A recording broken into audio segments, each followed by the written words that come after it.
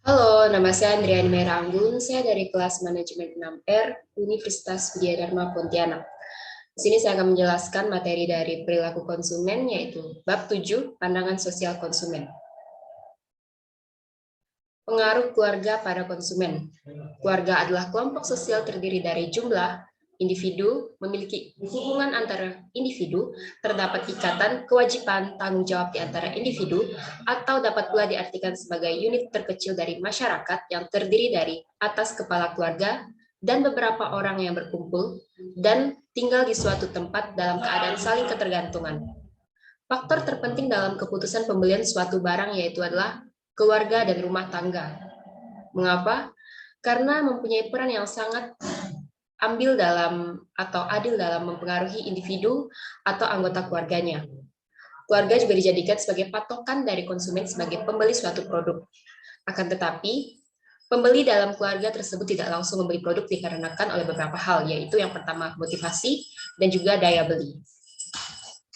Keluarga sama dengan perusahaan. Jadi, keluarga adalah organisasi yang terbentuk untuk mencapai fungsi tertentu yang lebih efektif dibandingkan individu yang hidup sendiri. Fungsi yang paling jelas bahwa dua orang dapat mencapai lebih baik daripada satu orang adalah mempunyai anak. Konsekuensi ekonomi dengan hadirnya anak menciptakan struktur permintaan akan pakaian, makanan, perabot rumah, dan juga perawatan, kesehatan, pendidikan, dan produk lain. Anak di dalam keluarga dapat menyebabkan menurunnya permintaan akan produk lain seperti perjalanan, restoran, pakaian orang dewasa, dan banyak barang bebas yang dipilih. Pengaruh keluarga juga sangat berperan penting dalam pengambilan keputusan dalam pembelian produk untuk kebutuhan keluarga. Kebutuhan keluarga didasarkan pada umur dan jenis kelamin anggota kelompok dalam keluarga. Dengan pertimbangan ini, perlu memperhatikan siapa-siapa saja yang menjadi pengambilan keputusan dalam membeli keperluan rumah tangga. Pengambilan keputusan ini akan mempengaruhi iklan, media, pengembangan produk, penetapan harga, dan juga distribusi dalam produk yang akan didistribusikan. Kemudian, pengaruh perkembangan sosial dan juga budaya. Lingkungan sosial memberikan banyak pengaruh terhadap pembentukan berbagai aspek kehidupan, terutama kehidupan sosial psikologis. Di samping itu juga, manusia merupakan makhluk individual dan makhluk sosial. Ini artinya manusia itu di samping memikirkan dirinya sendiri, dan juga memikirkan bagaimana dia berhubungan atau berinteraksi dengan orang lain.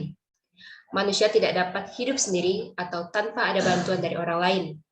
Hubungan interaksi sosial individu berkembang karena adanya dorongan rasa ingin tahu terhadap segala sesuatu yang ada di dunia dan juga sekitarnya, dan juga merupakan suatu kebutuhan hidup. Faktor-faktor yang mempengaruhi perkembangan dalam sosial. Yang pertama yaitu keluarga. Keluarga merupakan lingkungan pertama yang memberikan pengaruh terhadap berbagai aspek perkembangan individu, termasuk dengan perkembangan sosialnya. Yang kedua ada kematangan pribadi. Kematangan pribadi ini untuk dapat bersosialisasi dengan baik diperlukan kematangan fisik dan psikis, sehingga mampu mempertimbangkan proses sosial, memberi dan menerima nasihat orang lain, memerlukan kematangan intelektual dan emosional. Dan di samping itu juga, kematangan juga dalam berbahasa juga sangat ditentukan. Yang ketiga ada status ekonomi sosial atau status sosial ekonomi. Kehidupan sosial banyak dipengaruhi oleh kondisi sosial ekonomi keluarga dalam masyarakat. Keempat ada pendidikan. Pendidikan merupakan proses sosialisasi yang terarah. Dan yang terakhir yaitu kapasitas mental, emosi, dan inteligensi. Kemampuan ini berpikir dapat banyak mempengaruhi banyak hal, seperti kemampuan belajar, memecahkan masalah, dan berbahasa. Perkembangan emosi berpengaruh sekali terhadap perkembangan sosial. Tentu saja kebudayaan itulah faktor penentu keinginan dan juga perilaku seseorang yang paling mendasar. Dengan kata lain, faktor budaya merupakan faktor paling utama dalam perilaku pengambilan keputusan dan perilaku pembelian. Menurut suatu analisis, lahirnya masyarakat konsumsi pertama kali muncul di Inggris pada abad ke-18 ketika ada beberapa kejadian penting yang berlangsung. Pengaruh budaya dapat mempengaruhi berbagai makna budaya dalam masyarakat dalam suatu proses yang berkesinambungan dan timbal balik yang hampir mirip dengan analisis roda konsumen. Budaya konsumsi yang muncul juga dipengaruhi oleh strategi pemasaran. Konsumsi massal meningkat sejalan dengan semakin banyaknya orang yang memiliki pendapatan. Kejadian juga yang sangat kompleks di awal terbentuknya masyarakat konsumsi modern menunjukkan pentingnya budaya dalam upaya memahami perilaku konsumen. Makna budaya yang dapat diciptakan oleh masyarakat melalui interaksi sosial mereka. Makna budaya terlihat dalam tingkatan kelompok yang lebih kecil, misalnya bagaimana fashion dan juga aksesoris yang sedang booming atau sedang tren pada saat ini. Sedangkan lingkungan makro makna dipengaruhi oleh institusi budaya seperti pemerintah, organisasi keagamaan, pendidikan, dan juga perusahaan, semuanya dapat terlibat dalam pembangunan makna yang budaya. Dengan demikian, masyarakat sebagai konsumen menunjukkan pentingnya budaya dalam memahami perilaku konsumen. Aspek-aspek budaya yang penting dapat diidentifikasi sehingga dapat digunakan sebagai dasar untuk memahami bagaimana hal tersebut dapat mempengaruhi konsumen dan dapat digunakan dalam mengembangkan strategi pemasaran yang lebih efektif. Kemudian pengaruh lingkungan kecil konsumen. Lingkungan mikro adalah lingkungan yang sangat dekat dengan konsumen, yang berinteraksi langsung dengan konsumen. Lingkungan mikro akan mempengaruhi perilaku, sikap, dan kognitif konsumen tertentu secara langsung, termasuk ayah, ibu, adik, kakak, dan anggota keluarga lain yang tinggal bersama dengan konsumen, yaitu adalah lingkungan mikrososial. Mereka akan mempengaruhi sikap dan perilaku konsumen secara langsung.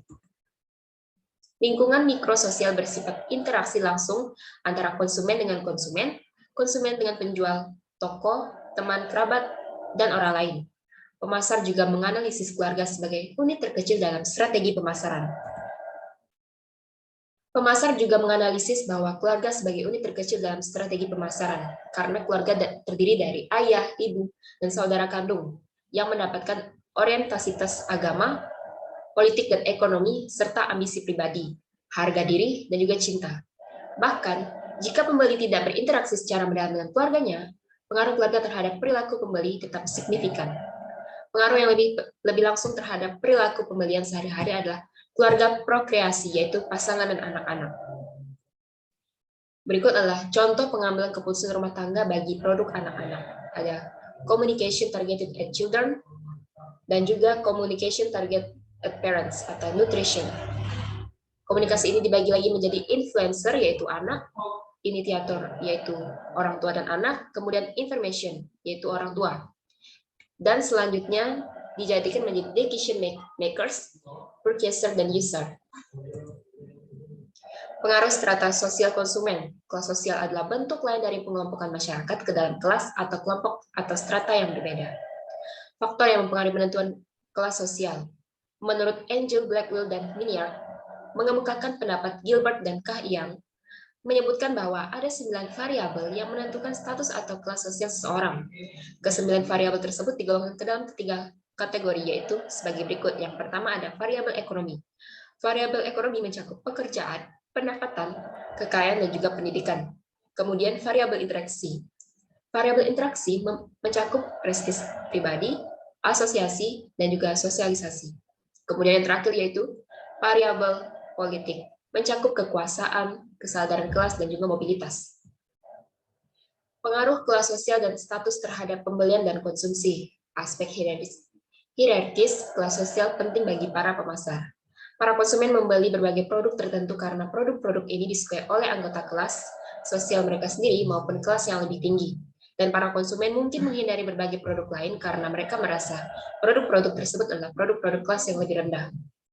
Kelas sosial merupakan bentuk segmentasi yang hierarkis dan alamiah, dikarenakan aspek hierarkis kelas sosial begitu penting bagi pemasar dan produsen untuk menentukan konsumen mana yang akan dituju dari produk yang telah diciptakan. Apa untuk status yang lebih tinggi atau status yang lebih rendah? Memang di sini terlihat begitu ada ketidakadilan dan jarak terhadap konsumen. Namun itu semua merupakan segmentasi yang alamiah karena semua itu sudah terjadi dan tercipta dengan sendirinya. Berikut adalah penjelasan dari bab 7. Terima kasih. Maaf jika ada kekurangan dan ketidakjelasan dari saya menjelaskannya. Sampai jumpa.